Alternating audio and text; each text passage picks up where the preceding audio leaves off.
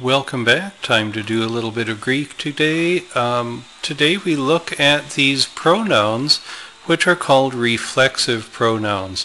Now a reflexive pronoun, just like a reflection in the mirror, looks right back at the subject of a sentence.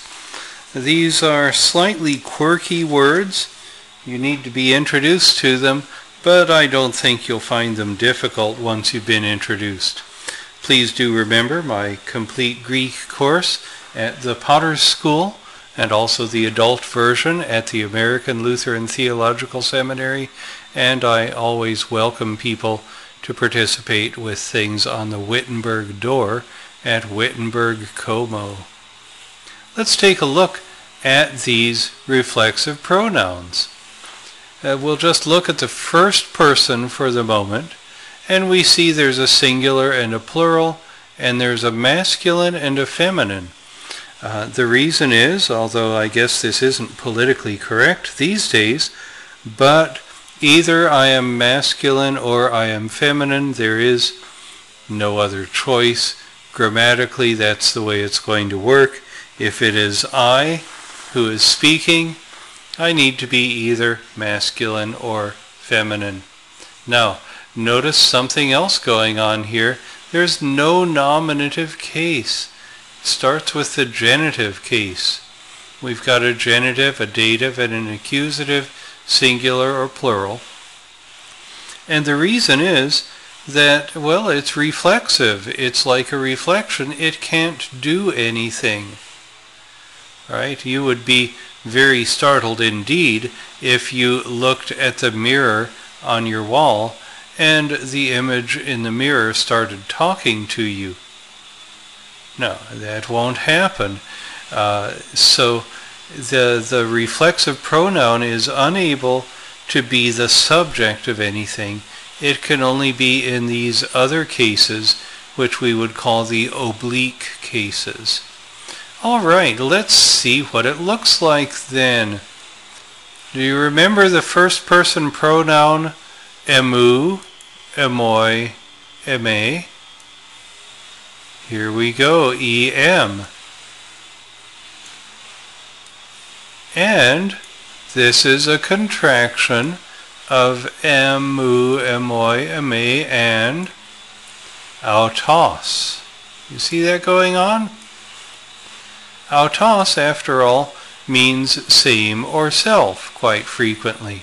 So emautou, of myself. Emauto, to myself. Emauton, I see myself. You see, hey, watch these rough breathings in the plural. Heauton, of themselves. Heautois, to themselves. And heautus, themselves. Oh, why did I just do the masculines? Well, I happen to be masculine. If you happen to be feminine, you'll use forms like emautes, emaute, emautein, and then in the plural, again, watch the rough breathing, heauton, heautais, heautos. Ourselves, right? Of ourselves. Now how about the second person? What's that going to be a contraction of? Let's scroll down the screen just a little bit. And again, notice singular and plural, only masculine or feminine, because you can only be one of those two. And we have, remember, su, soi, se. You. So we have seautu or seautes for the feminine. Again, we've got the contraction of you and self. So yourself, of yourself, to yourself, yourself. And here, let's do the feminine one. Seautes, of yourself, seaute, to yourself, seautein, yourself. Now notice the forms of autos, aute, auta, are perfectly normal. The spelling is predictable. Again, in the plural, we've got this rough breathing, heauton, heautais, heautais, and heautois, and then heautus.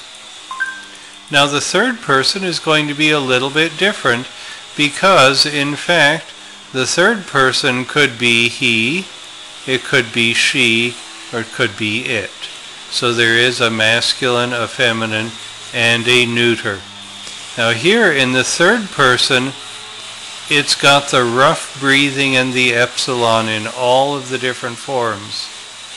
See it there? And it's that epsilon with the rough breathing that joins together with the form of autos. So heautu, of himself, heautais, of herself, heautu, of itself, heauton, of themselves, no matter what the gender is. Notice heautois, heautais, heautois, again, to themselves. In English, the plural doesn't show a gender difference, does it? And heautus, heautas, heauta, themselves. So again, the plural of the third person, you can't tell the gender, but you can tell the gender in the singular. All right, well, those are the reflexive pronouns. I guess it's a little bit of a pun to say we've taken a look at them. They didn't say anything by themselves, but they worked just fine. Enjoy doing some Greek today.